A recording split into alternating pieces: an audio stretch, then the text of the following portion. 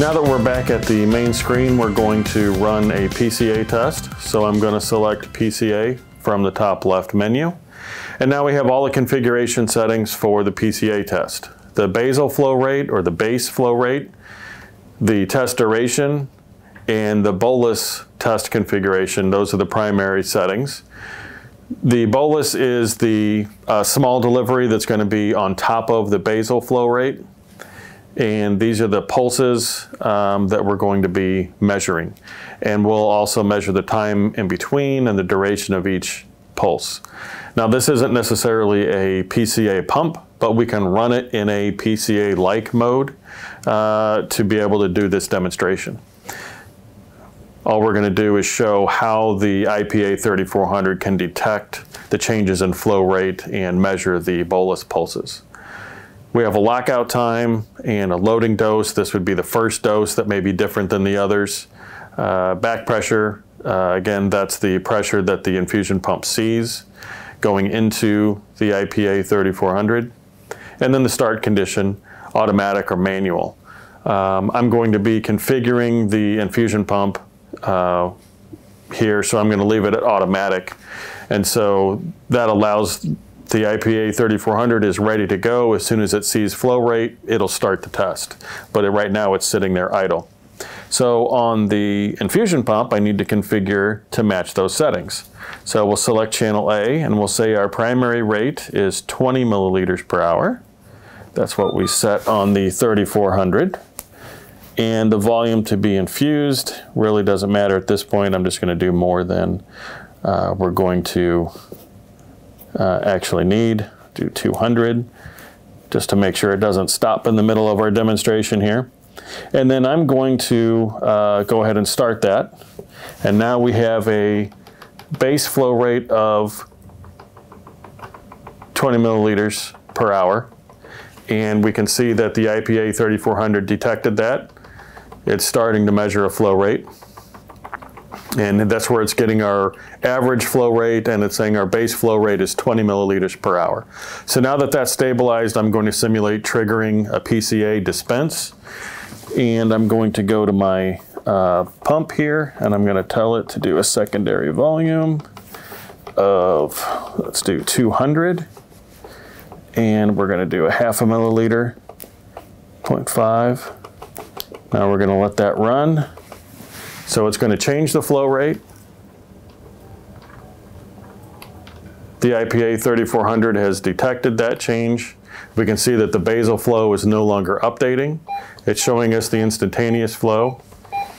We got a beep on the pump saying it finished its delivery, and this was the measured bolus flow rate and volume.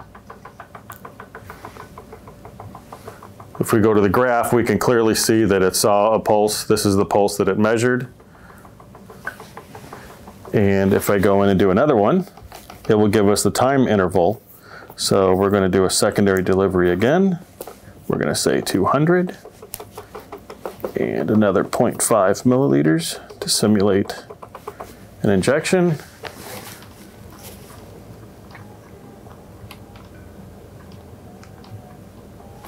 We'll see here that the bolus count will go up as soon as it detects that flow rate dropping off. And there we go, it got its second delivery. The bolus duration is the time that it measured the flow rate at the higher rate, and the interval is the time in between pulses. And as we continue to do the bolus deliveries, it will show that it keep on sliding those over so that we always see the last 4 on the screen at any given time.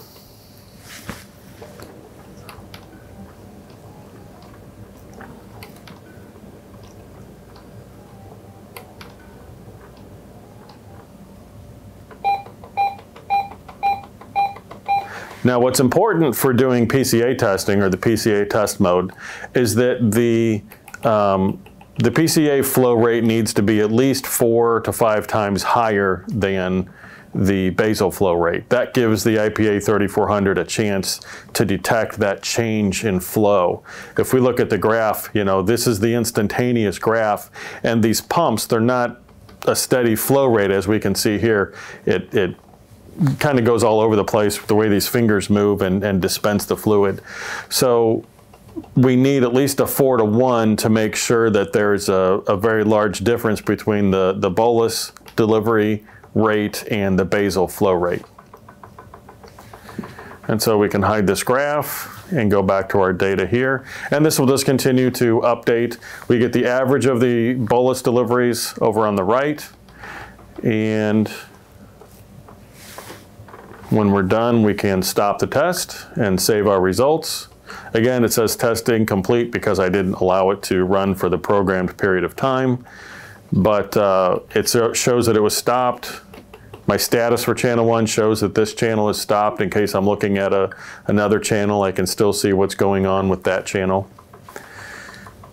And if we go to the view all, this will show us, we've got our bolus count. This one is doing a PCA test. It gives us all that information on channel 1. Now I can save the results to either the network drive or a USB drive or the local storage. I can type in a name here. I can fill that out by keyboard, or I can go to the on-screen keyboard and fill that out on screen. If I wanted to repeat the same test with the same settings, I could just hit rerun test, and that'll start it all over again, and watch for the flow rate, and then start taking measurements. Thank you for watching this BC Group International production. For more information about our extensive line of BC Biomedical products and products from our vendor alliances, browse BC Marketplace online at bcgroupstore.com. BC Group, we are your one-stop biomed shop.